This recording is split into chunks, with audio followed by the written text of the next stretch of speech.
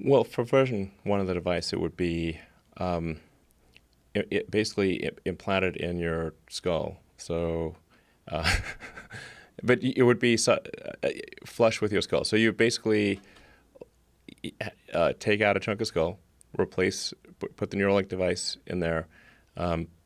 You'd put the electrode, you'd insert the electrode threads very carefully into the brain, and then you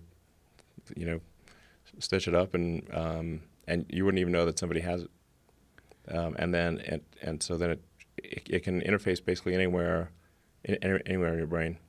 So it could be something that helps cure, say, eyesight, like returns your eyesight, even if you've like lost your optic nerve type of thing.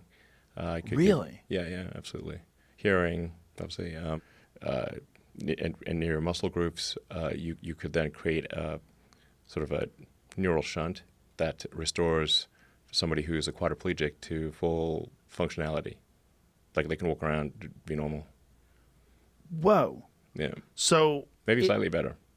Slightly better? Over time, yes. You mean with future iterations? Yeah. Like the $6 million man. Although right. these days that doesn't That's seem like cheap. much. Yeah. $6 billion man. Yeah. So the hole would be small. How big would the hole be that you have to drill and then replace with this piece? It's only one hole?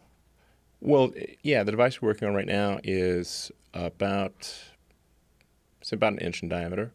And your skull's pretty thick, by the way. So skulls are. Mine is, for sure. It might actually literally be. I mean, if you're a big guy, your skull is actually fairly thick. Skull's is 7 to 14 millimeters. So that's probably a couple of inches. A half inch, half inch thick skull ish. Yeah. So that's a fair bit of we got quite a coconut going on there. It's not like some eggshell. Oh yeah, I believe you. So you basically implant the device. And so it would be like a 1 inch square, or 1 inch in diameter. Yeah, so an inch circle, like a circular. Yeah, I think like a smartwatch or something like that, or. Okay. Yeah. Okay, so you take this 1 inch diameter, like ice fishing, right? You ever go ice fishing? No, but I'd like to. It's great. Yeah. It's really fun. Yeah. So you basically take an auger and you drill through the surface of the ice. Yeah. And you create a small hole, and Yep. you can dunk your line in there. So this is like that. You're ice fishing on the top of your skull, and then you cork it.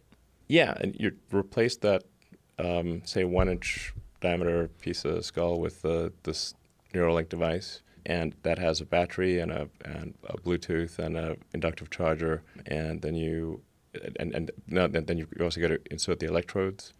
So the electrodes are very carefully inserted with our robot that we developed.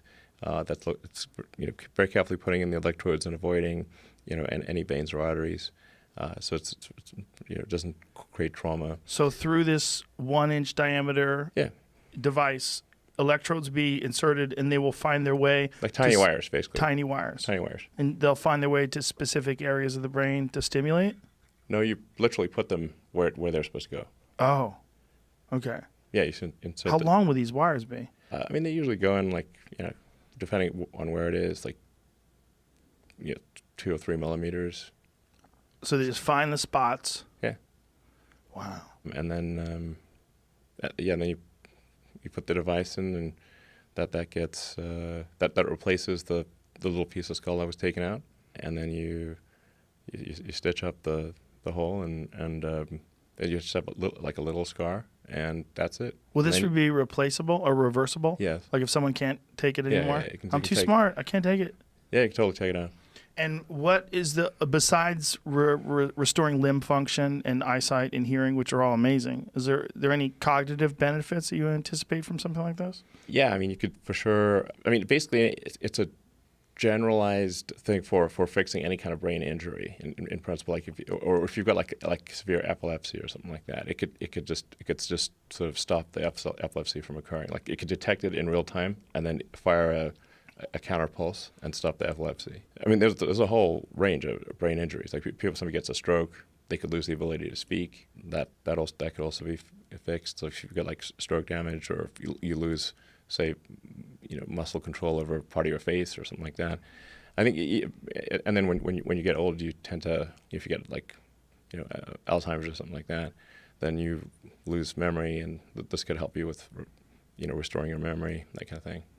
Restoring memory. And what is happening that's allowing it to do that? Like the wires, these small wires, Yeah. are stimulating these areas of the brain, and then is it that the areas of the brain they're losing some sort of electrical force? Like what is happening? Yeah.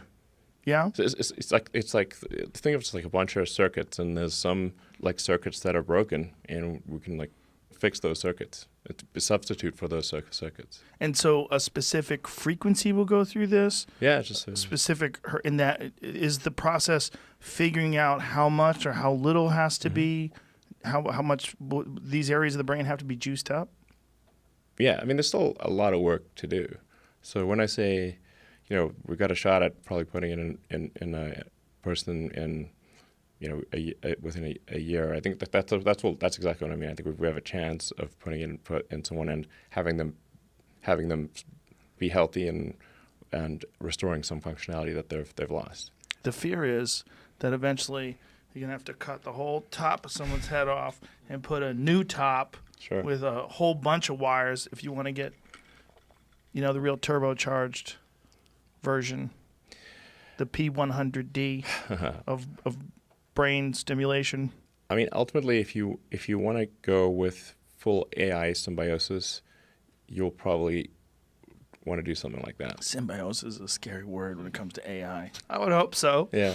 It's just, I mean, once you enjoy the Dr. Manhattan lifestyle, once you become a god, seems very, very unlikely you're going to want to go back to being stupid again.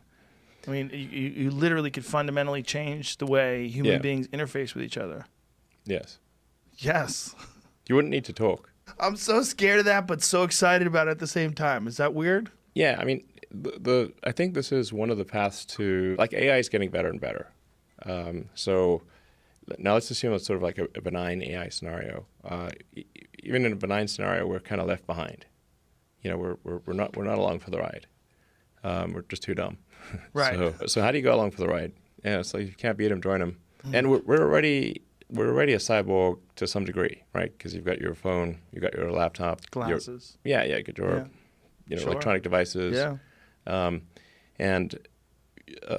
mean, today, if your phone, if you don't bring your phone along, it's like you have missing limb syndrome. It's like feels like something's really really missing. So we're already partly a cyborg or an AI symbiote essentially. It's just that the data rate to the electronics is slow. So especially output, like you're just going with your thumbs. I mean, like what's your data rate? Maybe optimistically 100 bits per second. That's being generous. And now the computer can communicate at like 100 terabits. So certainly gigabits are trivial at this point. So this is like basically your computer could do things a million times faster. Or at a certain point, it's like the AI is like talking to a tree. Okay, it's just boring. You can talk to a tree. It's not very entertaining.